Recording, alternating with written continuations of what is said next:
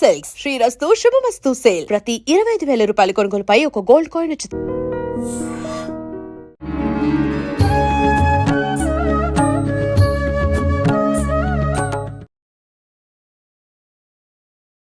నమస్కారం, welcome to I dream. ధర్మ మార్గం విత్ విజిత కార్యక్రమానికి స్వాగతం. ప్రస్తుతం మనతో పాటు ఉన్నారు ప్రముఖ ఆధ్యాత్మికవేత్త, జ్యోతిష పండితులు వీరాపురం సుబ్రహ్మణ్య స్వామి గారు. ఇప్పుడు గురుగారితో మాట్లాడి మరిన్ని విషయాలు తెలుసుకుందాం. నమస్కారం గురుగారు. శుభాశీస్సులండి. మొత్తానికి 6 నెలల తర్వాత ఐ డ్రీమ్కి వచ్చారు, సంతోషం. గురుగారు, స్త్రీల వస్త్రధారణకు సంబంధించి శివాజీ గారు మాట్లాడిన కొన్ని మాటలు, ఆయనకు సపోర్ట్గా మాట్లాడే వాళ్ళు కొంతమంది, ఆయనకి యాంటీగా మాట్లాడే వాళ్ళు కొంతమంది. ఈ విషయాన్ని మనం తీసుకుంటే ఇలా మాట్లాడే వాళ్ళు ఆయన ఎంతవరకు మాట్లాడింది వాస్తవమో, అది అబద్ధమో, ఆయన తప్పు మాట్లాడారా, ఒప్పు మాట్లాడారా, అది పక్కన పెడితే ఈయన మాట్లాడిన విషయాన్నే పాయింట్గా తీసుకొని మాట్లాడే వాళ్ళు, చాలా చండాలం చేస్తున్న వాళ్ళు కూడా కొంతమంది ఉన్నారు. మనం నాన్వేషణ అవినాష్ని కనుక తీసుకుంటే ఆయన మాట్లాడిన మాటలు, ఆయన ఏ ఉద్దేశంతో మాట్లాడారో కానీ కామన్గా మాట్లాడుంటే అంత చర్చ జరుగుండేది కాదు. పురాణాల నుంచి, ద్రౌపది నుంచి, సీతా అమ్మవారి నుంచి వాళ్ళందరినీ తీసుకొచ్చి మాట్లాడడం జరుగుతోంది. అండ్ హిందూ మతానికి సంబంధించిన విమర్శలు ఇవన్నీ కూడా మాట్లాడడం అనేది చాలా అంటే బాధాకరంగా, చాలా తప్పుగా అనిపిస్తోంది. దాని గురించి మీరు ఏం చెప్తారు? చాలా అద్భుతమైనటువంటి విషయము ఇది. సమాజానికి, అలాగే మీరు అడిగినటువంటి మంచి మెసేజ్ ఇదనమాట. అందరికీ ఒక మంచి సందేశం కూడా ఇద్దాం. ఏమిటంటే, మన ఐ డ్రీమ్ ద్వారా మంచి మంచి విషయాలని ప్రజలకి మనం అందించడము, అలాగే సమాజం మార్పు కోసం, సమాజం ఒక మంచి నడవడికతో కూడుకొని ఒక పద్ధతిగా సమాజం అంతా కూడా సమాజ శ్రేయస్సు కోసం మనము పాటుపడడానికి ప్రయత్నం చేయడం మంచిది. అయితే ఏమిటంటే, ఇందాక మీరు అన్నట్టుగా ఇప్పుడు మనం కూడా ఎందుకు మాట్లాడాల్సింది ఇప్పుడు అవసరం వస్తుంది అంటే, మీరు అన్నట్టుగా హిందూ ధర్మం పైన ఒకటి, రెండోది వచ్చేసి సీతాదేవి పైన, ద్రౌపది పైన మాట్లాడడము. ఇది కాకుండా మళ్ళీ మన హిందూ దేవాలయాలనే చెక్కేయడము, కూల్చేయండి అని చెప్పేసి ప్రతి మాటలో ఒక విమర్శ కనిపిస్తుంది. ఇది ఒకటి. రెండోది, వాళ్ళు వాడిన పదజాలమే నీచమైంది. అది అత్యంత డ్రైనేజీ కంటే దారుణమైనటువంటి నోటి దోల. డ్రైనేజీ కంటే కూడా దారుణం. డ్రైనేజీ కూడా అది పర్వాలేదనిపిస్తుంది వీళ్ళ మాటల ముందు. డ్రైనేజీ చాలా మేలనిపిస్తుంది. అంతకంటే భయంకరమైన, నీచమైనటువంటి నోటి దోల అది. అయితే మీరు అన్నట్టుగా ఇప్పుడు ప్రస్తుతం ఏమిటంటే అంటే, మన హిందూ సమాజం పైన, మన హిందూ ధర్మం పైన, మన వేల సంవత్సరాలు నిర్మితమైనటువంటి గుళ్ళ పైన, అక్కడ శిలా విగ్రహాల పైన, దీనికంటే ఒక మెట్టు సీతాదేవి గురించి, ద్రౌపది గురించి మాట్లాడడము. అయితే ఇక్కడ అనేక విషయాలు పక్కన పెట్టేస్తే, కోతిపుండు బ్రహ్మాండం. ఏమిటి కోతిపుండు బ్రహ్మాండం అంటే? తను ఏదో స్త్రీలకి సమాజం పట్ల తనకు బాధ్యత ఉంది కాబట్టి సోషల్ మీడియా ద్వారా అనేది, మన మీడియా ద్వారా 10 మందికి తెలియచేయడం కోట్ల మందికి వెళ్తుంది కాబట్టి, తను పద్ధతిగా కట్టుకోండమ్మా, మీరే ఇబ్బంది పడతారు, మీ శరీరాన్ని మీరు, మీ పరువుని మీరే పోగొట్టుకుంటారు. మీరు ఒక పద్ధతిగాను, ఒక సక్రమంగా జరిగేటువంటి ఈవెంట్స్ కావచ్చు, లేదంటే ఏదైనా సరే ఫంక్షన్ కావచ్చు, వచ్చినప్పుడు అందరూ చూస్తూ ఉంటారు. మిమ్మల్ని ఇబ్బంది పెట్టకుండా ఉండడానికి మీరు కట్టుబొట్టు వ్యవహారం బాగున్నదంటే ఎవరు మిమ్మల్ని సామాన్యంగా ఇబ్బంది పెట్టడానికి అవకాశం ఉండదు. కాబట్టి ఒక పద్ధతిగా రాండి అని చెప్పింది తప్పు లేదు. అయితే దాంట్లో అతను సామాన్లని పదం వాడాడా అని చెప్తున్నారు. అవి అంగాంగ పేర్లు చెప్పకుండా, మన యొక్క బాడీ అంగాంగాల యొక్క పేర్లు చెప్పకుండా సామాన్లు అనే పదం వాడాడు. అది అందులో ఏం తప్పు లేదు. ఇట్లా మాట్లాడడం కొన్నా అది సామాన్లు అనడంలో అది ఎటువంటి తప్పు లేదు.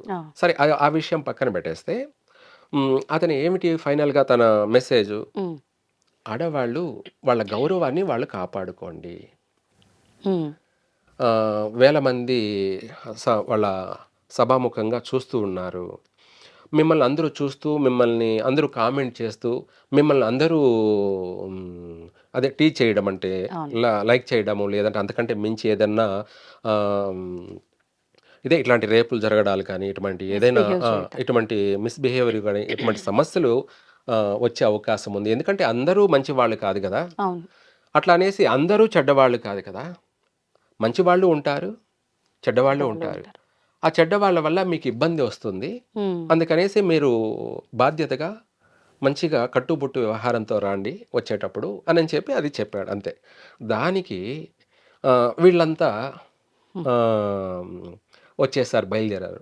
ఆ బయలుదేరడంలో కూడా వాళ్ళేంటి సమాజానికి సమాజంలో అందరూ బాగుండాలి అని చెప్పేసి కోరుకొని, అందరూ ఒక పద్ధతి ప్రకారంగా నడుచుకోండి బాగుంటుంది. అవును. ఇలాంటి మాటలు రాకుండా ఉంటాయి అని చెప్పేసి మిగతా వీళ్ళు కూడా సమాధానం చెప్పాలి. అలా హ్మ్. గాకుండా ఎవరొస్తారో రాండి చూద్దాం.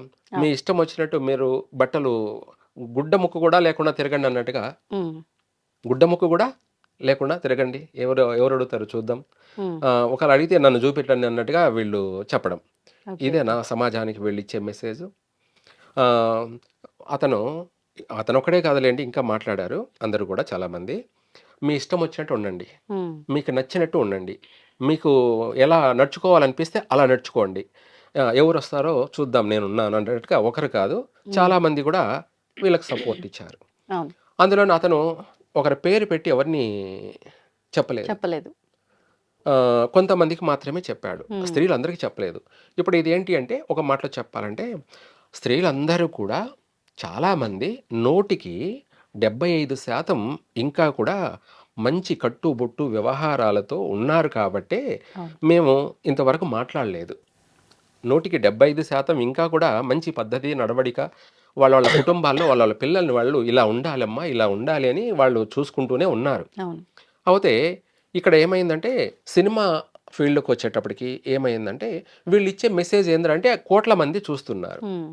లేదంటే వాళ్ళొచ్చే ఫంక్షన్‌లకు కావచ్చు ఏదైనా వాళ్ళొచ్చే కట్టుబొట్టు వ్యవహారం బాగాలేకపోతే వాళ్ళని ఇబ్బంది పెట్టే అవకాశం ఉంది కాబట్టి దానివల్ల మళ్ళీ రేపేమంటారంటే మమ్మల్ని ఇలా చేశారు, అలా చేశారు అని చెప్పేసి మళ్ళీ అందరినీ హ్మ్. హ్మ్. తిడతారు. అందరిని అంటారు. అసలు ఏమైంది సమాజం ఎటుపోతుంది? ఇలా పబ్లిక్‌లో ఒక అమ్మాయిని ఇలా చేస్తుంటే హ్మ్. అందరూ హ్మ్. చూస్తూ ఉన్నారు అనని కూడా మళ్ళీ వీళ్ళే అంటారు. ఆ! మీరు బట్టలేసుకోండి అనిన దానికి ఇంత రాద్ధాంతం చేస్తున్నారంటే వాళ్ళ కోరిక ఏమిటి అంటే బట్టలు లేకుండా తిరుగుతామన్నదే వాళ్ళ సబ్జెక్ట్ అయిపోయింది. దానికి వీళ్ళు కూడా మగవాళ్ళు కూడా కొంతమంది సపోర్ట్ ఇచ్చారు. ఇది 100% వాళ్ళు ఇచ్చే మెసేజ్ రాంగ్. హ్మ్.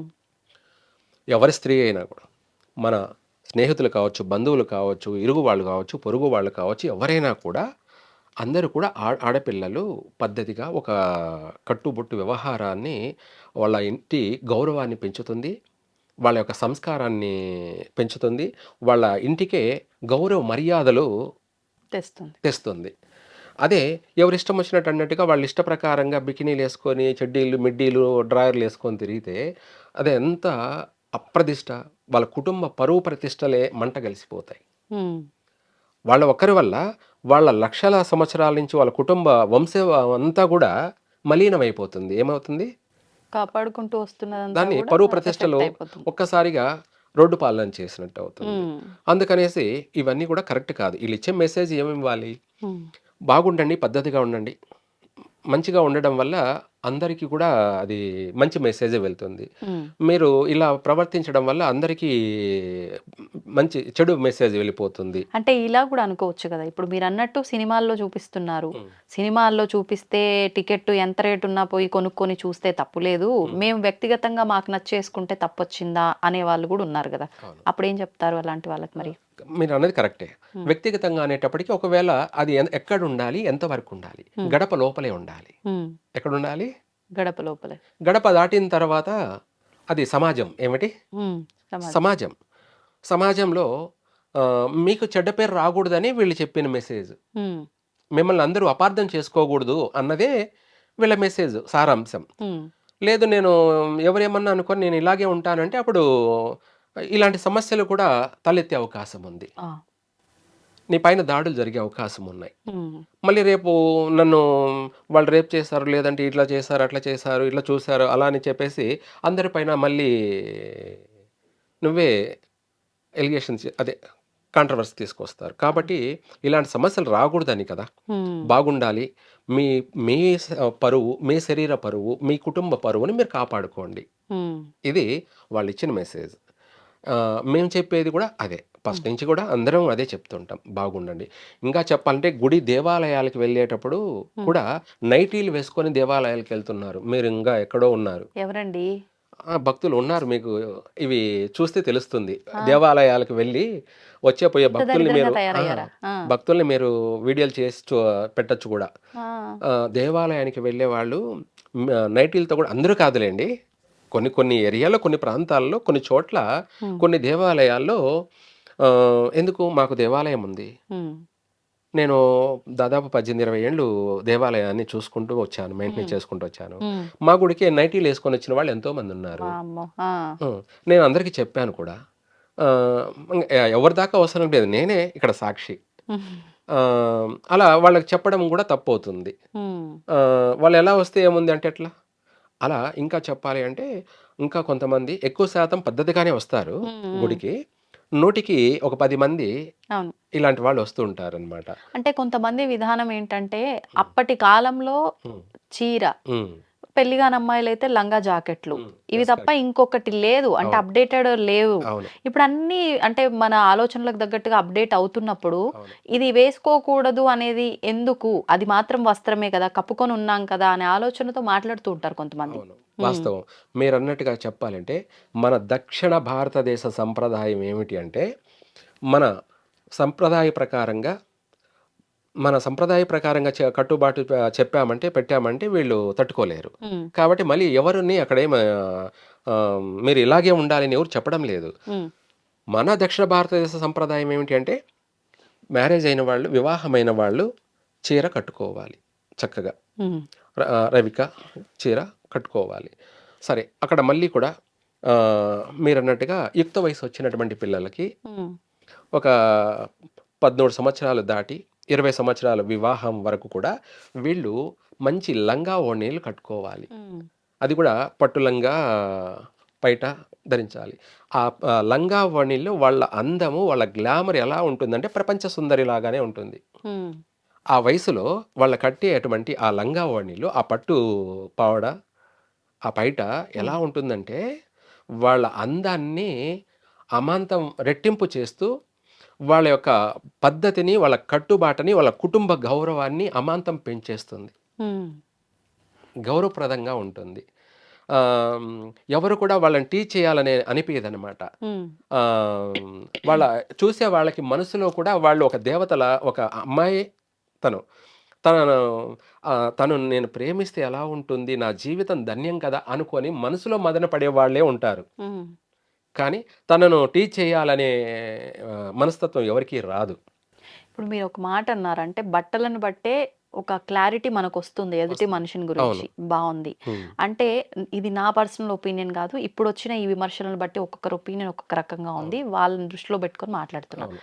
అంటే నీ చూపు సరిగ్గా లేనప్పుడు నేను నిండుగా బట్టలేసుకుంటే ఏముంది? నేను అరాకొరగా యేసుకుంటే ఏముంది? హ్మ్. నేను ఎలా ఉన్నా నీ దృష్టి, నీ బిహేవియర్ బాలేనప్పుడు హ్మ్. నేనెట్లా ఉన్నా నువ్వు నన్ను ఆ రకంగానే చూస్తావు గదా! హ్మ్. మరి బట్టలతో ఎందుకు అన్నట్టుగా మాట్లాడుతున్నారు. అవును. దానికేమంటారు? యువతల వాళ్ళు గూడా అనుకోవచ్చు కదా! హ్మ్. నీ బట్టల వ్యవహారం ఏమిటి అంటే, నన్ను కవ్విస్తున్నావు అని కూడా అనుకోవచ్చుగా! హ్మ్. ఏది? ఎదుటి వాళ్ళు కూడా. ఓకే. ఎందుకు అంటే, ఆహ్, ఎవరు నన్ను చూడడం లేదు, నన్ను పట్టించుకోవడం లేదనే విధంగా కూడా నువ్వు నోటితో చెప్పలేక, నువ్వు ఇన్‌సైడ్ మెసేజ్ ఇస్తున్నట్టుగా గూడా అనుకోవచ్చుగా హుహు. ఎదుటి వాళ్ళని. ఓకే. అంటే మగవాళ్ళ ఆలోచనలు ఈ రకంగా ఉంటాయని చెప్తున్నారా? అవును. అంతే గదా! ఆ! ఎదుటి వాళ్ళకి నువ్వు మెసేజ్ ఇస్తున్నావు. ఏం మెసేజ్ ఇస్తున్నావు? నన్ను ఎవరు పట్టించుకోవడం లేదు, చూడడం లేదనేసి నువ్వు డ్రెస్ కోడింగ్‌ని ఇలా అందరూ చూడ్డానికి, ఆకర్షించడానికే వేసుకున్నావని గూడా ఎదుటి వాళ్ళు అనుకోవచ్చుగా. ఎందుకు ఇలా అనుకోవద్దు? ఇది నాకు నచ్చింది వేసుకున్నాను. నిన్ను ఏదో చేయడానికి నేనెందుకేసుకుంటా? నువ్వెందుకిలా అనుకోకూడదు? అవును. నువ్వన్న ఆ పాయింట్ కరెక్టే కాదనలేదు. హ్మ్. అందరూ అలా ఉండరు కదా! హ్మ్. ఇప్పుడు 10 మంది ఉన్నారంటే, హ్మ్. 10 మంది బుద్ధి ఒకలా ఉండదు కదా! హ్మ్. ఇంట్లో కుటుంబంలో నలుగురుంటే, ఆ! నలుగురు 4 లోకాలు.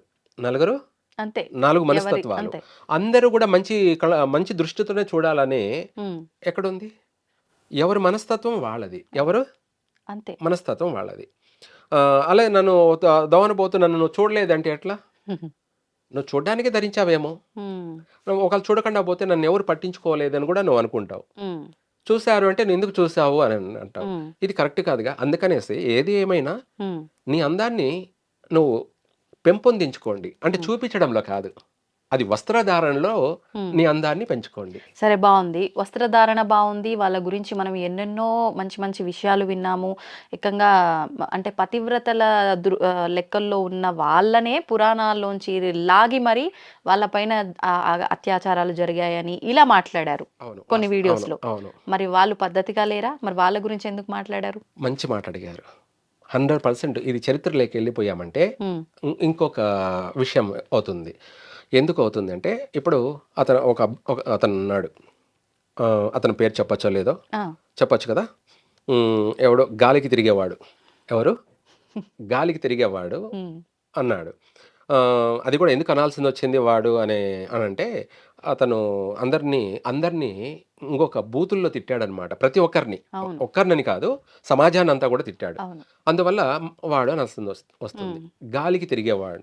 అయితే ఈ గాలికి తిరిగేవాడు ఉమ్, ఏమన్నాడంటే, సీతాదేవిని రేపు చేశాడు రావణాసురుడు అని చెప్పాను. అవును. దీని విషయము వాడికి తెలిస్తే మాట్లాడాలి, ఉమ్, ఉమ్, తెలియకపోతే వాళ్ళ దాకా వెళ్ళకూడదు. అంతే. ఇప్పుడు కాలమాన ప్రకారంగా ఇప్పుడు గురించి మాట్లాడుకోవాలి. ఉమ్, నువ్వెక్కడికో వెళ్ళేసి వాళ్ళ గురించి మాట్లాడడానికి నీవేమిటి, నీ వయసు ఏమిటి, నీ యొక్క జీవనం ఏంటి, నీ బతికేమిటి, అసలు నీకు ఎంత జ్ఞానం ఉంది? ఎంత ఆ జ్ఞానం విషయ ఉంది? పరిజ్ఞానం అయితే ఏముంది? ఆ విషయంలో కూడా మనం ఇందాక మీరు అన్నట్టుగా అవును, చర్చించుకుందాం.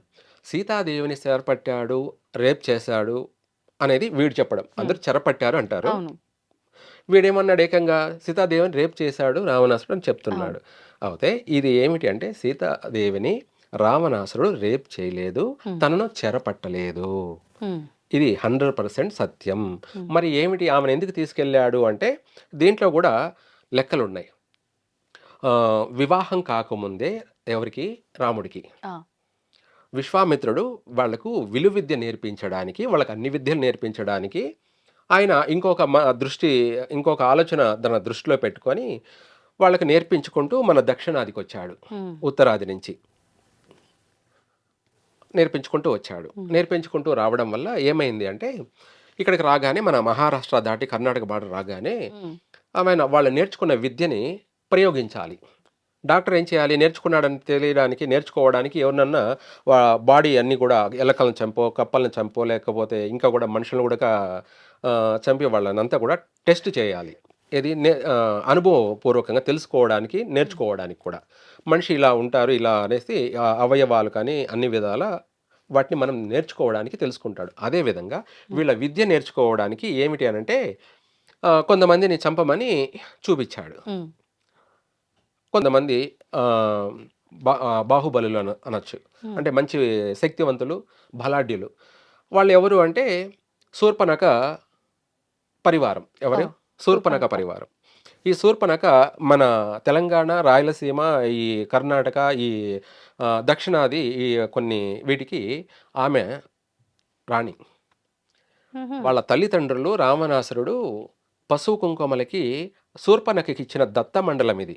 ఓహో, ఈ ప్రాంతం అంతా కూడా ఆ, దక్షిణ భారతదేశం. Okay, okay. మన తెలంగాణ, కర్ణాటక, మహారాష్ట్రలో కూడా కొంత భాగము, ఉమ్, దాంతో కూడుకొని ఆంధ్ర, తమిళనాడు, కేరళ. ఓకే. ఉమ్, అయితే ఈ ఆమెకి ఇచ్చినటువంటి దత్తమండలం అయితే ఆమె పరివారము తన మనుషుల్ని ఉమ్, వీళ్ళు చంపడం జరిగింది. ఉమ్, ఆ చంపడం జరగడంలో వాళ్ళు పోయేసి ఆమెకు చెప్పుకున్నారు. ఓకే.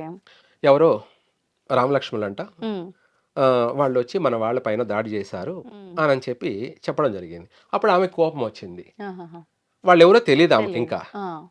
ఆ, మన మన ప్రాంతంలోకి వచ్చి మన వాళ్ళని ఎందుకు చంపాలి, వాళ్ళకి ఏం అవసరం వచ్చింది, ఉమ్, వీళ్ళ విలువిద్య నేర్చుకున్నారా లేదా అని ఈయన గురువు గారు ఇచ్చిన టెస్ట్లో ఓకే, ఓకే. వీళ్ళని చంపడం జరిగింది. ఉమ్, ఉమ్, అప్పుడు అలా చంపడం వల్ల ఆమెకు తెలియడం వల్ల ఉమ్, ఆమెకు కోపం వచ్చింది. ఎవరికి?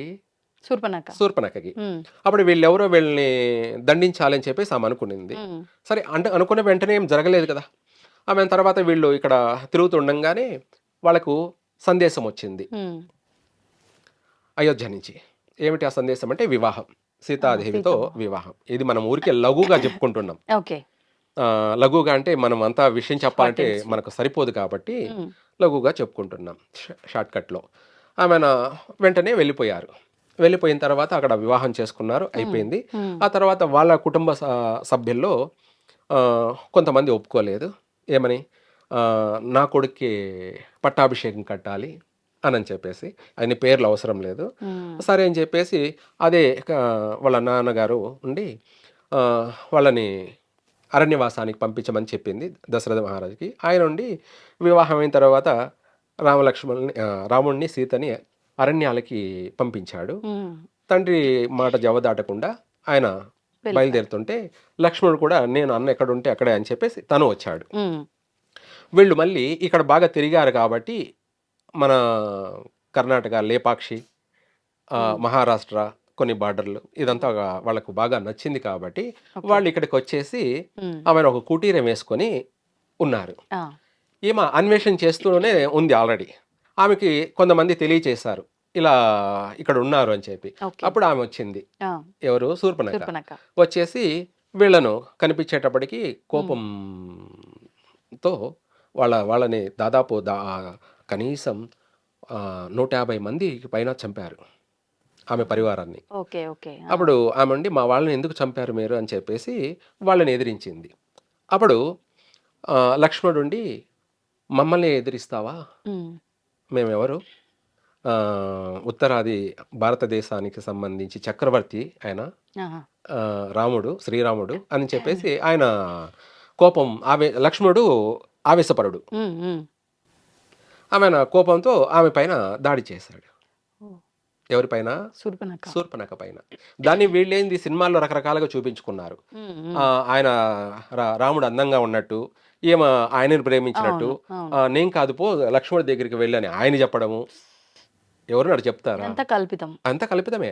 రాముడు అన్న చెప్తాడా నేను కాదు లక్ష్మణుడు ఉన్నాడు పో ఆయన చూసుకోపని అని చెప్తాడా? ఇదంతా క్రియేటివిటీ, వీళ్ళ క్రియేటివిటీలంతా. ఆయన రాముడి ముందరే ఆడు దాడి చేయడం వల్ల ఆమె చచ్చి బతికిది అన్నట్టుగా శూర్పణఖ లంకకు వెళ్ళి, ఇప్పుడు ముక్కు చెవులు కత్తిరిస్తారు అని అంటారు, అదే దాడి చేయడం అంటే. అదే నేను అన్నీ చెప్పకుండా మీకు వివరంగా, దాడి అంటే మొత్తం అదే స్త్రీ పైన దాడి చేశాడు.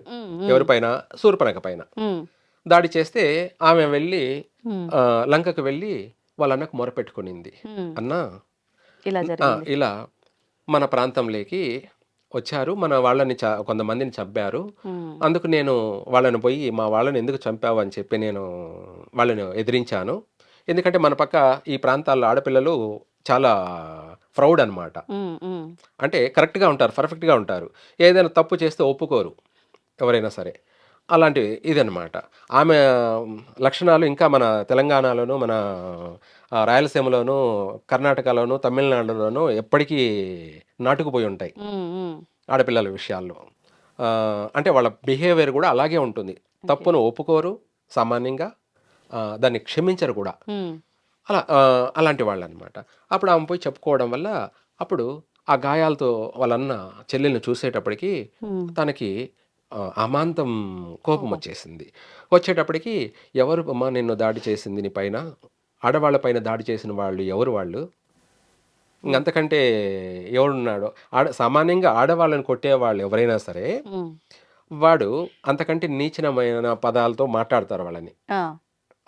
అనొచ్చు అనకూడదు కానీ కొర్జాన్ అనే మాటే అంటారు ఎవరిని? ఇబ్బంది పెడితే కొట్టిన వాడిని కొర్జాన్ అని పిలుస్తారు కూడా, అంటారు కూడా. అంత నీచనమైన వాళ్ళు ఎవరు అని చెప్పి సంబోధన చేశాడు ఎవరు? రాముడు. అప్పుడు ఆమె చెప్పుకోవడం వల్ల, రావణాసురుడికి చెప్పుకోవడం వల్ల అప్పుడు వాళ్ళన్న కోపంతో వాళ్ళు ఎక్కడున్నారంటే పలానా ప్రాంతంలో పలానా ఏరియాలో ఉన్నారంటే వాళ్ళ రావణాసురుడు బయలుదేరి వచ్చాడు. ఆయన వచ్చేటప్పటికి వీళ్ళు కందమూలాల కోసం ఎక్కడికో వెళ్ళిపోయారు. ఏది? పండ్లు కాయల కోసం వీళ్ళు వెళ్ళారు. అక్కడ కూడా వీళ్ళు ఏం చేశారు? అదేదో మోసం చేసినట్టుగా, ఏదో మాయ జింకను పంపించినట్టుగా వీళ్ళని పంపించే రాముడిని పంపేయడం, వెంటాడడం, ఆ జింక కావాలని, బంగారు లేడీ కావాలనేట్టుగా వీళ్ళు దాన్ని క్రియేట్ చేసుకోవడం, ఇదంతా జరిగింది. అది కాదు, ఆయన రావడంతో, ఇంటికాడికి రావడంతో ఈమె ఒకటే ఉంది, సీతాదేవి. వీళ్ళిద్దరు కూడా లేరు. వీళ్ళు పండ్లకి కాయల కోసం, కందమూలాల కోసం వీళ్ళు వెళ్ళారు అరణ్యాలకి. అప్పుడు ఈయన చూశాడు. అప్పుడు చూసి అరే ఒకటే ఉంది, ఆడవాళ్ళు ఒకటే ఉన్నారు, వీళ్ళు రామలక్ష్మణులు అనేవాళ్ళు నా చెల్లెలి పైన, ఆడదాని పైన, ఆడపిల్ల పైన దాడి చేశారు. ఉమ్, దానికి గాను ముళ్ళును ముళ్ళుతోనే తీయాలి, వజ్రాన్ని వజ్రంతోనే కొయ్యాలి అన్న సామెత కింద ఆడవాళ్ళని కొట్టినందుకు ఆడవాళ్ళనే తీసుకెళ్దాము. ఉమ్, ఆమె కోసం వీళ్ళు వెతుక్కుంటూ వస్తారు. అంటే వీళ్ళ చావుని వీళ్ళే వెతుక్కుంటూ వస్తారు ఓహో, అని చెప్పేసి అనే ఉద్దేశంతో ఆయన సీతమ్మ వారిని అవును. తీసుకెళ్లారు. తన ఆడపిల్లని కొట్టారుగా. ఆడపిల్లని కొట్టిన దానికి గాను ఆడవాళ్ళని తీసుకెళ్దాం. ప్రతీకారం. ఆమెను ఎతుక్కుంటూ వాళ్ళే వస్తారు. అంటే వాళ్ళ చావును వాళ్ళే వెతుక్కుంటూ వస్తారు అని ఆయన గర్వం, అహంకారంతోటి ఉమ్, అప్పుడు ఆమెను తీసుకెళ్తున్నాడు. తీసుకెళ్తూ ఉంటే ఒక పక్షి, జటాయు పక్షి ఆయన అడ్డగిస్తుంది. అడ్డగిస్తుంటే అప్పుడు కత్తి తీసుకొని దాని రెక్కలు నరికేశాడు. ఉమ్, రెక్కలు నరకగానే అది కింద పడి అది అరుస్తూ ఉంది. ఉమ్, రామలక్ష్మణులు వచ్చారు. వచ్చేటప్పటికి అక్కడ ఆమె లేదు. ఉమ్, అప్పుడు వీళ్ళకి అర్థమైంది. ఏదో ఎవరో అదంతా పరిస్థితి వచ్చారు. అక్కడ చూసే సిచ్యువేషన్ చూసేటప్పటికి అక్కడ జరిగినటువంటి ఇది. అప్పుడు సీతని ఎవరో తీసుకెళ్లారన్నట్టుగా ఆమెన వీళ్ళు నగలు అయి ఆమె ఆభరణాలు కనపడుతుంటే అట్లా బయలుదేరి వస్తుంటే ఆమెన కర్ణాటక అనంతపురం జిల్లా బార్డర్లోకి వచ్చారు. రాగానే అక్కడ ఒక పక్షి కింద పడి, గరుడ పక్షి అది బాధపడుతూ అరుస్తూ ఉంది. ఉమ్, అప్పుడు ఆయన చూసి ఆ పక్షిని చూసి లే పక్షి అని చెప్పి దాన్ని లేపు ఆ! దాన్ని తల లేపడానికి నుంచి నిమురుతుంటే ఉమ్, అప్పుడు ఆ పక్షికి రెక్కలు కూడా వచ్చి లేసిందని. ఉమ్, ఉమ్, ఉమ్, అందుకే దాన్ని లేపాక్షి. ఏమిటి? లేపాక్షి. అదే హిందూపురం. ఇప్పుడు మన బాలకృష్ణ ఎమ్మెల్యే హిందూపురం. ఉమ్, హిందూపురం మన బెంగుళూరు హైవేకి దగ్గరలోనే ఉంటుంది. అది విరూపాక్ష దేవాలయం. ఆహాహా. రాముడు పుట్టకముందే ఎప్పటినుంచో ఉన్నటువంటి పురాణ పుణ్యక్షేత్రం ఇది. అవునవును. కృతయుగానికి ఆమ్, అప్పుడు ఈ యొక్క పుణ్యక్షేత్రం విరూపాక్ష దేవాలయాన్ని కాస్త ఆ తర్వాత ఈయన రాకతోటి ఆ రోజుతోటి లేపాక్షి అనే దేవాలయంగా ప్రసిద్ధి. ప్రసిద్ధి. ఆ పక్షి చెప్పింది. ఇట్లా ఆ పక్షి భాషలో చెప్పిందనమాట. ఉమ్, ఉమ్, రామనాసురుడు ఇలా తీసుకెళ్ళాడు. నేను మీకు దారి చూపెడతాను. నన్ను నన్ను అనుసరించండి అని. అది లేసి బయలుదేరి వెళ్ళింది. దాన్ని అనుసరిస్తూ వీళ్ళు కొండల్లోకి వచ్చారు. ఉమ్, తిరుమల కొండల్లోకి రాగానే అక్కడ అంజనాద్రి కొండ వచ్చేటప్పటికి చీకటి పడింది. ఉమ్, అక్కడ సేదతీర్థామని అక్కడ కూర్చుంటే అక్కడ ఆంజనేయుడు పరిచయం అయ్యాడు. ఉమ్, ఆ ఆంజనేయుడు పరిచయం అయిన తర్వాత ఇంకా మిగతా వాళ్ళందరిని పరిచయం చేయించారు. అక్కడ వాళ్ళ సమస్యలన్నీ కూడా తీర్చి ఈయన రాముడు, ఉమ్, రామలక్ష్మణుడు అక్కడి నుంచి వాళ్ళని వెంట పెట్టుకొని శబరిమలకి వెళ్ళాడు. ఉమ్, అక్కడ శబరిమల ఎందుకు అన్నామంటే అక్కడ శబరి అనే ఒక ఆమె అవును. ఆ కొండల్లో ఉంది కాబట్టి, మలై అంటే కొండలు, అక్కడ స్టే చేశారు. ఉమ్, దాన్ని అప్పటి నుంచి శబరిమలై. ఇప్పుడు మనం అయ్యప్పలు అందరం కూడా అవును. అవును. ఆ కొండ మీదకి వెళ్ళి దర్శనం చేసుకుంటున్న ప్రాంతం అది. ఉమ్, దాన్ని ఆ శబరి నివాసం ఉంది కాబట్టి అక్కడ వీళ్ళు ఆతిథ్యం తీసుకున్న ఈ అందరూ కూడా ఉమ్, రామలక్ష్మణులతో పాటు ఆంజనేయుడు, సుగ్రీవుడు, జాంబవతుడు, అంగజుడు వీళ్ళందరూ కూడా అక్కడ సేద తీరి మరుసటి రోజున ధనుష్కోటికి అంటే రామేశ్వరం ధనుష్కోటికి చేరుకొని ఉమ్, అక్కడి నుంచి ఆంజనేయ స్వామి లంకకు వెళ్ళి వీళ్ళందరినీ కూడా అక్కడికి చేర్చి ఉమ్, వాళ్ళ జాడ కనుక్కొని వాళ్ళందరినీ కూడా సంహరించి ఎవరందరినీ ఆ, ఆ, సైన్యాన్ని రావణాసురుడి రావణాసురుడికి సైన్యాన్ని అందరినీ కూడా వాళ్ళని సంహరించేసి ఉమ్, ఆ సీతాదేవిని తీసుకొచ్చారు. ఉమ్, అప్పటి వరకు కూడా ఆయన ఆమెను ఏ రోజు కూడా చెరపట్లేదు. ఏ రోజు కూడా సీతాదేవిని చెరపట్లేదు. ఒక చెట్టు కింద కూర్చోబెట్టాడు. ఉమ్, తన భార్య మండోదరి కూడా చెప్తూనే ఉంది. ఉమ్, ఆమె కూడా చూసుకుంటూనే ఉంది. ఆహా. ఏమిటి? ఆమె సీసీ కెమెరా లాగా అనుక్షణం తన భర్త ఏం చేస్తున్నాడు అనేది అన్నీ చూసుకుంటూ ఉంది ఆమె. ఉమ్, ఆమెతో పాటు అందరూ చూసుకుంటూనే ఉన్నారు. ఆమె పైన ఈగ కూడా వాలలేదు. ఎవరిపైన? సీతమ్మ పైన. సీతాదేవి పైన. వీడు రేప్ చేశాడని చెప్తున్నాడు. ఎక్కడ చూశాడు వీడు? అదే ఎక్కడ ఏ చూశాడు? పురాణాల్లో ఆ, చూశాడు మరి? ఆమెను తీసుకెళ్ళినందుకే వీళ్ళందరూ కూడా అప్పటికి వీళ్ళు రామలక్ష్మణుల నుంచి కాదు, సాధ్యం కాదు. ఇక్కడ మన దక్షిణాదిలోని ఈ జాంబవతుడిని, సుగ్రీవుడిని, ఆంజనేయుడిని వీళ్ళందరినీ కూడా ఉమ్, ఈ సమూహంగా వీళ్ళందరినీ సపోర్ట్ తీసుకొని వాళ్ళ ద్వారా ఈ యొక్క ఆమెను తీసుకెళ్ళినందుకు రావణాసుర సైన్యాన్ని ఉమ్, వాళ్ళందరినీ కూడా శూర్పణఖను కానీ లేదంటే అందరినీ ఆడవాళ్ళందరినీ కూడా చంపి వాళ్ళందరినీ కూడా చంపేసి ఆ యొక్క సీతాదేవిని తీసుకొని వెళ్ళారు. అంతే తప్ప అక్కడెక్కడ రేప్ చేశారు ఆమెను చెరపట్టాడు అన్న దాఖలాలు 100% లేవన్నమాట. ఉమ్, ఇప్పుడు మనం చెప్పిందంతా కూడా 100% కరెక్టే. ఇక్కడ ఏమైందంటే ఎవరికి ఇష్టం వచ్చినట్టు వాళ్ళు రాసుకున్నారు. ఉమ్, ఉమ్. అంతే తప్ప రావణాసురుడు సీతాదేవిని తగలను కూడా తగలలేదు. ద్రౌపది విషయం కూడా అంతే. అంటే అప్పటికి ఆ ఆ ఆ విషయానికి వచ్చేటప్పుడు కూడా మనము క్లారిటీ ఇవ్వచ్చు. ఉమ్, ఏంటంటే ఆ, ద్రౌపదిని వివాహం చేసుకోవడానికి వాళ్ళ అమ్మగారు పరీక్ష పెట్టారు. ఉమ్, ఉమ్, ఆ పరీక్షలో ఏంటంటే స్వయంవరం. ఆ స్వయంవరానికి వచ్చేటప్పటికి అందరిని ఆహ్వానించారు. వీళ్ళు ఏంటంటే యాచకుల రూపంలో అర్జునుడు అవును. వచ్చాడు. ఆ తర్వాత అక్కడ పైన తిరుగుతున్నటువంటి మత్యాన్ని కొట్టి, అంటే ఇక్కడ మనకు స్వయంవరం అనేది ఎవరైనా సరే వీరుడు అని తెలియచేసుకోవడానికి ఆ, ఆ, ఒక పరీక్ష.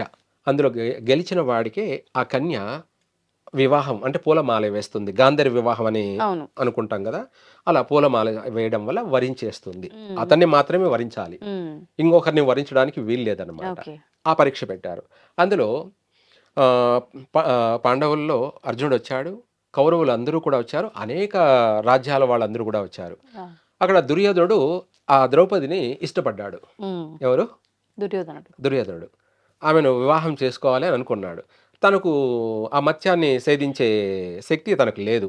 అప్పుడు ఏం చేశాడంటే కర్ణుడికి చెప్పాడు. అప్పుడు కర్ణుడు ఉండి, నేను ఆ మత్స్యాన్ని ఛేదించి ఉమ్, ఆ కన్యని నీకు అప్పగిస్తానని చెప్పి కర్ణుడు వచ్చాడు. అక్కడ అందరూ ఒప్పుకోలేదు. ఎవరైతే దాన్ని జయిస్తారో వాళ్ళకు మాత్రమే ఆమె వివాహం. వరిస్తుంది, భర్త. వాళ్ళు మాత్రమే తన భర్త. ఉమ్, ఒకరు జయించి ఇంకొకరికి ఇవ్వడం అనేది అది తప్పు, నేరం. ఆ, వివాహం మనం చేసుకొని ఇంకొకటి అప్పగిస్తే ఎలా ఉంటుంది? దాన్ని ఏమంటారు? వివాహం మనం చేసుకొని ఇంకొకటికి ఇవ్వడం అనేది అదే ఇప్పుడు జరుగుతున్న ఎక్కువ సమస్యలు. ఇటువంటి సమస్యలు అనేది అప్పుడు కానీ ఇప్పుడు కానీ నేరం. ఏమిటి? నేరం. నేరం. అప్పుడు అందుకు వాళ్ళు ఒప్పుకోకపోవడంతో ఆయనకు కోపం అయిపోయింది. ఎవరికి? ఉమ్, దుర్యోధనుడికి, కర్ణుడికి కూడా. వాళ్ళ ఆలోచన తప్పు అనమాట. ఉమ్, సమర్థుడు అయితే దుర్యోధనుడే ఆ మత్స్యాన్ని సేధించి ఆమెను వివాహం చేసుకోవాలి. ఎవరిని? ద్రౌపదిని. ఉమ్, అప్పుడు ఇంకా మిగతా రాజులు క్షత్రియులందరూ కూడా చేశారు. అక్కడ అందరూ ఓడిపోయారు. అప్పుడు అర్జునుడు వచ్చాడు. ఉమ్, అర్జునుడు అంటే అర్జునుడు రూపంలో లేడు, తను ఒక యాచకుడు రూపంలో ఉన్నాడు, బిచ్చగాడు రూపంలో ఉన్నాడు. వచ్చాడు, విల్లును తీసుకొని ఎక్కువబెట్టి మత్స్యాన్ని ఛేదించేశాడు. ఇదంతా కూడా మనం ఒక్కొక్కరు ఒక్కొక్క రకంగా కృష్ణుడు ఆ మత్స్యాన్ని కర్ణుడు కొట్టబోతున్నాడని దాన్ని ఆపాడని ఇదంతా చూపిస్తుంటారు. అది వేరే విషయాలు. ఉమ్, మనము దీన్ని క్రియేటివిటీ ఎంతైనా చేసుకోవచ్చు అనమాట. నీకు ఒక పాయింట్ ఇస్తే ఆ పాయింట్ని నీకు ఇష్టం వచ్చినట్టుగా నువ్వు దాన్ని లాగొచ్చు. మార్చుకోవచ్చు అనమాట. అలా చేసినాటివే. ఉమ్, అప్పుడు ఆమె జయించడం వల్ల వాళ్ళందరికీ కోపం వచ్చింది. అర్జునుడు తర్వాత తెలిసిపోయింది అర్జునుడు ఒకటే కొట్టగలడని. అర్జునుడు దక్కింది ఉమ్, అని చెప్పేసి దుర్యోధనుడికి, కర్ణుడికి ఆమె పైన మనసు పడి ఉన్నారు కాబట్టి, ఇష్టపడి ఉన్నారు కాబట్టి ఉమ్, ఆ కోపం, ఆ ద్వేషం అనేది అలా ఉండిపోయింది. అందులో ఇతను వాళ్ళకి శత్రువు. ఎవరికి? దుర్యోధనుడికి. అన్నదమ్ముళ్లే కానీ శత్రువు. అతను జయించాడు అనేటప్పటికి ఇంకా కూడా తనకి ఆవేశం, కోపం ఎక్కువైపోయింది. అది దృష్టిలో పెట్టుకున్నారు, ఉమ్, వాళ్ళ మనసులో దృష్టిలో పెట్టుకొని ఉన్నారు. అప్పుడు ఈయన ఆమెను తీసుకొని, ఆమె పూలమాల వేసింది ద్రౌపది, ఆమెను తీసుకొని ఇంటికి వెళ్ళాడు. ఇంటికి వెళ్ళగానే వీళ్ళు కొద్దిగా సంతోషంలో, ఆనందంలో ఆమెను వెనక పెట్టుకొని వాళ్ళమ్మని అడిగాడు. అమ్మ, నేను ఒక ఫలాన్ని తెచ్చాను, ఒక పండు తెచ్చాను, అందమైన పండు తెచ్చాను అని చెప్పి వాళ్ళ అమ్మతో అన్నాడు. అంటే అప్పుడు ఆముండి చూడలేదన్నమాట, చూడకుండా ఇచ్చిన మాట. ఫలమైనా ఏదైనా సరేనైనా 5 మంది అన్నదమ్ములు పంచుకోండి అని చెప్పి ఆమె చూడకుండా అన్న మాట అన్నమాట. వీళ్ళు ఏంటంటే ఒక మాటకి కట్టుబడి ఉంటారు.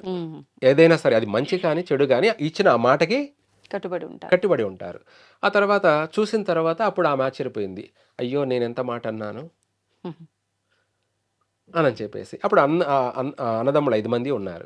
అందరూ దానికి ఇష్టపడ్డారు. ఏమని? అమ్మ చెప్పింది కదా అని, తల్లి చెప్పింది కదా అని. అది తల్లి నుంచి వచ్చిన వాక్కు కాబట్టి 5 మంది స్వీకరించారు. అది అవుతే వీళ్ళ పాయింట్ ఏంటి? మేము కర్ణుడు నన్ను ఆ మత్స్యని ఛేదించి నాకు ఇస్తానంటే ఒప్పుకోలేదు అని దుర్యోధనుడు. నేను ఆ మత్స్యాన్ని జయించి ద్రౌపదిని ఆయనకు కానుగ్గా ఇద్దామంటే వీళ్ళు ఒప్పుకోలేదు వీళ్ళందరూ. మరి ఇప్పుడు 5 మంది ఎలా ఒప్పుకున్నారు? 5 మందికి ఎలా భార్య అయ్యింది? అర్జునుడే కదా జయించాడు, అవును. మరి అర్జునుడు భార్యే కదా. కానీ ధర్మరాజు కానీ, భీముడు కానీ, పాండవులందరికీ నకల ఎందుకు? సహదేవులు కానీ వీళ్ళకి ఎలా భార్య అయింది? అలాంటప్పుడు మేము కూడా మాకు కూడా భార్యే కదా అన్న వేలో వీళ్ళు ఉమ్. అంటే ఆలోచించారు. వీళ్ళ 5గురు అన్నదమ్ములకి భార్య అయితే ఏంది మేము కదా, అన్నదమ్ములమే కదా, అన్నదమ్ములమే కదా. మాకెందుకు కాకూడదనా? ఎస్, మరి అదే కదా.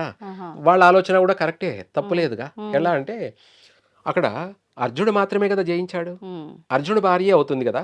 అర్జునుడు భార్య అయినప్పుడు ఉమ్, ధర్మరాజు ఎలా భార్య అవుతుంది, ఉమ్, భీముడికి ఎలా భార్య అవుతుంది? ఉమ్, ఇప్పుడు మమ్మల్ని వద్దన్నారు, ఆయన మత్స్యాన్ని జయించి అర్జునుడు జయించి వాళ్ళ అన్నదమ్ములకు కూడా ఇచ్చాడు. ఉమ్, కర్ణుడు జయించి దుర్యోధనుడికి ఇస్తుంటే ఒప్పుకోలేదు, ఉమ్.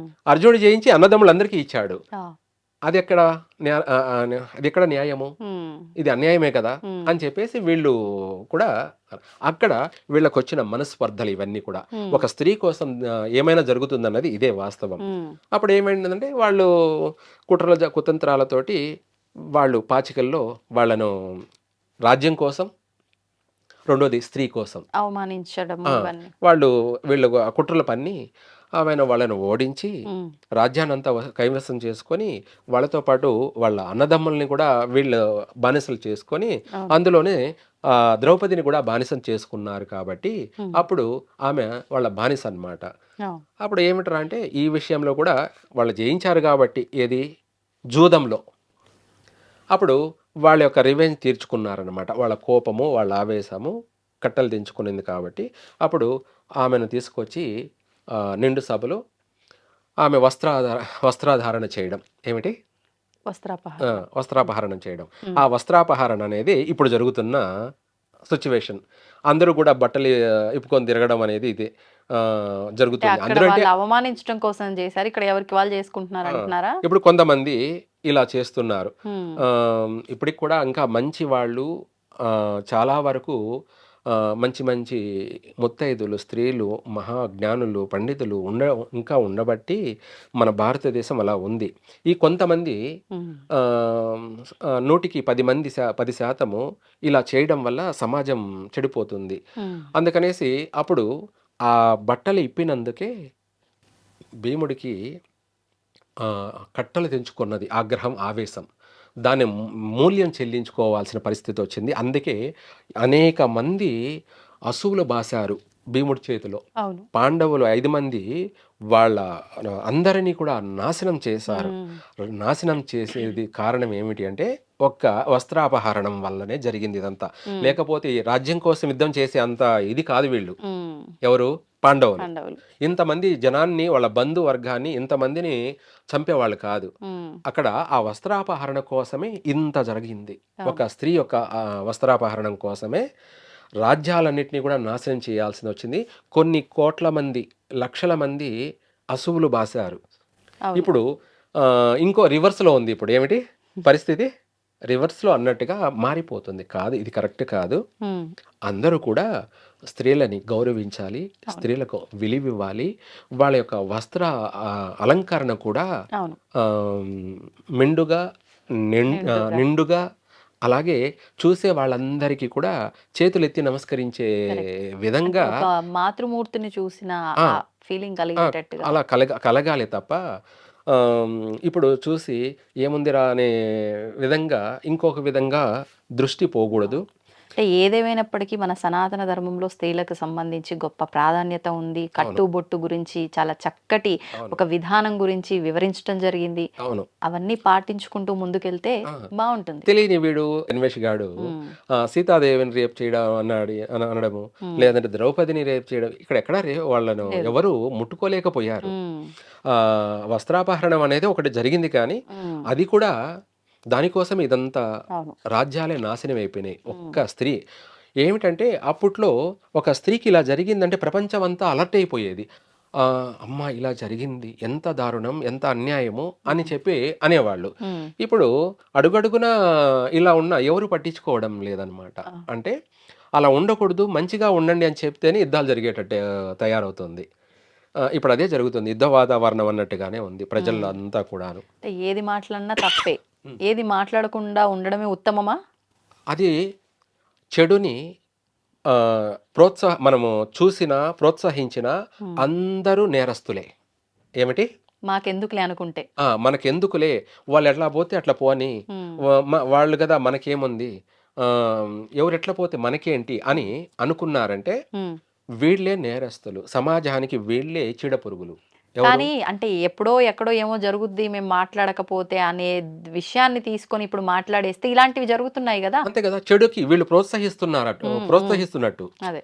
వీళ్ళు దాన్ని అరికట్టకపోయినా దానికి వీళ్ళు సపోర్ట్ ఇస్తున్నట్టు అయిపోతుంది. ఉమ్, ఏది? చెడుకి. చెడుకి. ఆ! తెలిసి కూడా మాట్లాడకపోవడం వాళ్ళు నేరస్తులే. తెలిసి కూడా మాట్లాడకపోతే నేరస్తులే. ఎందుకంటే చెడుని పెంచి పోషిస్తున్నారు అని అర్థం. ఓకే. అంటే ఏంటంటే వాళ్ళు అలా బట్టలు లేకుండా తిరుగుతుంటే మనం వాళ్ళని చూసి ఆనందిద్దామనే వాళ్ళే తయారైపోతుంటారు. ఇప్పుడు ఈళ్ళు చెప్పేదదే. వాళ్ళు ఎలా ఉన్నారో వాళ్ళ అవయవాలు మనం చూసుకొని సంతోషపడదాం అన్నట్టుగానే ఈళ్ళు మెసేజ్ ఇస్తున్నారు. ఉమ్, మీ ఇష్టం వచ్చినట్టు తిరగండి అనేవాళ్ళందరూ కూడా వాళ్ళ అంగాంగ ప్రదర్శనలు చూసుకుందామని చెప్పేసి వీళ్ళ తపన.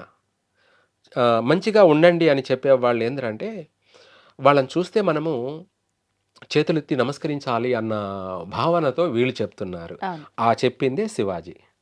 అంటే తన కుటుంబం ఒక్క మనిషి వ్యక్తిగతంగా ఇబ్బంది పడితే అది పెద్ద సమస్య కాదు. సమాజమంతా కూడా ఏకమైతే ఏకమైతే ఇబ్బంది పడితే అది వినాశనం తప్పదు. దాన్నే కర్మ అంటారు. ఏమంటారు? కర్మ. ఈ కర్మ గురించి కూడా మనం చెప్పుకుందాం. మాట్లాడుకుందాం. అదొక ఎపిసోడ్ అలాగే. చేద్దాం. ఎందుకంటే కర్మ అనేది ఎవ్వరిని వదిలిపెట్టదు. ఉమ్, అందులో పవిత్రమైనది, పరమ పవిత్రమైనది, అత్యంత సృష్టికి మూలమైనది స్త్రీ. పురుషుడు కాదు. ఆ, 100% సెకండ్ ఆప్షనే ఎవరు? పురుషుడు. పురుషుడు. మొట్టమొదటి ఏదైనా ఉంది అంటే ప్రకృతి, ప్రకృతి అంటేనే స్త్రీ, స్త్రీ అంటేనే ప్రకృతి. ఉమ్, ఆ ప్రకృతిని మనం ఎంత ప్రేమిస్తామో, అంటే ఎంత పూజిస్తామో, ఎవరిని పూజించాలి, ఎవరిని ప్రేమించాలి అనే దాంట్లో కూడా రీజన్ ఉండాలి. ఉండాలి. రీజన్ లేకపోతే వినాశనం తప్పదు. అంటే కర్మ అనుభవించక ఎంతటి వాడికైనా సరే, పండితుడికైనా సరే, పామరుడికి. పామరుడికైనా సరే, అది కూడా ఓ వ్యక్తి పండితుడు కాడించి పామరుడు కాడికి అని చెప్పాడు. అవును. మరే పండితుడు కోరుకుంటున్నాడని చెప్పాడు ఏమని? బాగుండాలని. పామరుడు అంటే సాధారణ ప్రజలందరూ కోరుకుంటున్నారు అని చెప్తున్నాడు. అవును. మరి నువ్వేమవుతావు? ఉమ్. పండితుడు అవుతావా పామరుడు అవుతావానా? రెండు కాదనే కదా చెప్తున్నాడు. సాధారణ మనిషి దవనపోయే సాధారణ వ్యక్తి అంటే పామరుడు. అవును. అతను కూడా బాగుండండి అమ్మా, మంచిగా ఉండండి అని చెప్తున్నాడని కోరుకుంటున్నాడని చెప్తున్నాడు. ఉమ్, పండితుడు బాగుండండి అని కోరుకుంటున్నాడని చెప్తున్నాడు. ఉమ్. మరి నువ్వేమవుతావు? అవును. పండితుడివి కాకపోతివి, పామరుడివి కాకపోతివి, సాధారణ వ్యక్తి కాకపోతివి, నువ్వేమిటి? వాళ్ళకే అది ప్రశ్నార్థకం. ప్రశ్నార్థకం. ఇప్పుడు మంచి చెప్పడం ప్రతి ఒక్కరి యొక్క బాధ్యత. బాధ్యత. చెడు చెప్పడం అన్నది అది అది వినాశనానికి దారి. దారితీస్తుంది. కాబట్టి ఏది ఏమైనా ఎవరు ఎన్ని చెప్పినా, ఎవరు ఎన్ని మాట్లాడుకున్నా ఉమ్, మనము స్త్రీని పవిత్రంగా చూసుకుందాము, అవును. స్త్రీని కాపాడుకుందాము. అలాగే ఆమెను మనము ప్రేమ అభిమానంతో చూద్దాము. ప్రేమ అంటే విపరీత అర్థం కాదు. ప్రేమ దేవుడి పైన కూడా భక్తిని ప్రేమ అని పిలుస్తారు కూడా, చెప్పుకుంటారు కూడా. అది మనము పూజించడం వేరు, ప్రేమించడం వేరు. ప్రేమ అనేది మంచి మనస్తత్వంతో చూడడం. ఉమ్, పూజించడం అనేది తల్లిని, ఆ, చెల్లిని, చెల్లి కూడా తల్లే, చెల్లి కూడా తోబుట్టు, అంటే మన తోడబుట్టింది ఉమ్, తల్లితో సమానమైంది. అంతే. తల్లి, చెల్లి, గురువు భార్యని, అలాగే రాజు చక్రవర్తి యొక్క భార్యని, ఉమ్, మనకు ఆపదలో అన్నం పెట్టిన మనిషిని. స్త్రీని. ఇప్పుడు ఈ టాపిక్లో కూడా ఇప్పుడు అయ్యో అని అన్నం పెట్టారంటే అపార్థం చేసుకుంటున్నారు. ఎందుకంటే ఆమె అన్నం పెట్టింది అంటే నా మీద లవ్, నన్ను ఆమె కోరుకుంటుంది అనే దుర్మార్గం. అంత దాకా వచ్చేసారనమాట. అవును, అవును. ఆమె ప్రేమతో కల్మషం లేకుండా ఉమ్, తను ఎంతో భక్తి, ప్రేమ, వినయ, విధేయత, ఒక సమాజం పట్ల ఆమెకు ఎంతో గొప్ప ఉన్నత మనస్తత్వం ఉంది కాబట్టి ఎదుటివాడిని చూడగానే తన యొక్క బాధని, తన యొక్క ఆకలి బాధని తీర్చింది ఆమె. అవును. ఇప్పుడు అలా తీరిస్తే కూడా తప్పైపోతుంది. ఏమిటి తప్పు? పెట్టారంటే నాకు ఏదైనా మంచినీళ్ళో, కాఫీయో, టీయో, టిఫినో, భోజనం పెడితే ఇంకేమైనా పెడుతుంది అన్నట్టుగా మారిపోయారు. దుర్మార్గపు ఆలోచనలు. ఒకప్పుడు ఆమె పెట్టిందంటే ఆమె తల్లి, ఆమె ఆ కుటుంబానికి ఎంతో గొప్ప వ్యక్తి. ఉమ్, పోయిన ప్రతి ఒక్కరికి కూడా గౌరవంగా, మర్యాదగా కడుపు చూస్తుంది, అన్నం పెడుతుంది, నీళ్ళు ఇస్తుంది, పాలు ఇస్తుంది. ఆమె దేవత అని చెప్పి కొలిచేవాళ్ళు. ఇప్పుడు నీళ్ళు ఇచ్చినా, అన్నం పెట్టినా, టిఫిన్ ఇచ్చినా, ఏం చేసినా రేపు పడక కూడా నాకు వేస్తుంది అన్నట్టు రీజన్లోకి వెళ్ళిపోయినటువంటి సమాజం ఇది. ఉమ్, కాబట్టి మనం ఏంటంటే అందరూ కూడా మారాలి. ఏమిటి ఆ మార్పు అంటే, మనము స్త్రీని గౌరవించాలి, పూజించే వాళ్ళని పూజించాలి, గౌరవించే వాళ్ళని గౌరవించాలి, ప్రేమించే వాళ్ళని ప్రేమించాలి. ఎవరిని ఏ విధంగా చూడాలో ఆ విధంగా చూసినప్పుడే సమాజం బాగుపడుతుంది. అంతే. లేదనుకోండి, ఇలా ఒకరిని ఒకరు వాదోపవాదాలకి వెళ్తూ ఉంటే దీనికి ఆద్యము, అంతము 2 ఉండవన్నమాట. ఉమ్, ఎవరు ఏం మాట్లాడారో అదంతా గాలి లెక్క కడుతూనే ఉంటుంది. దానికి కర్మ ఫలాన్ని అనుభవిస్తాం. అనుభవించాల్సిందే, మూల్యం చెల్లించుకోవాల్సిందే, దానికి శిక్ష కూడా అనుభవించాల్సిందే. అంతే. దాన్ని అంటారు, ఎప్పుడు పడితే ఏది పడితే అది మాట్లాడకాకు అని. ఉమ్, అదే జరుగుతుంది అంటారు. ఇదే వాయుదేవుడు ఎవరు ఏం చేస్తున్నారో, ఎవరు ఏం మాట్లాడుతున్నారో అన్నీ లెక్క కట్టుకుంటూ ఉన్నాడు. ఉమ్, దాని నుంచి ఎవరు తప్పించుకోలేరు. దాని నుంచి ఎవరు ఎవ్వరూ తప్పించుకోలేరు. అందరూ దానికి మంచి చేసింటే మంచి ఫలితాలనే అనుభవిస్తారు. ఉమ్, చెడు మాట్లాడి చెడు చేసినట్టయితే దానికి క్రూరమైనటువంటి నరకాన్ని ఇక్కడే అనుభవిస్తారు. ఎక్కడికో పోవాల్సిన అవసరం లేదు. అవును. కళ్ళ ముందరే ఆన్ ది స్పాట్ అన్నట్టుగా, ఇమ్మీడియట్లీ అన్నట్టుగా జరగచ్చు. లేదా కొంచెం లేట్ అయినా సరే కర్మ మాత్రం ఎవరిని వదిలిపెట్టదు. అంతే. అనుభవించాల్సిందే, మూల్యం చెల్లించుకోవాల్సిందే. ధన్యవాదాలండి. సర్వే జన సుఖినో భవంతు.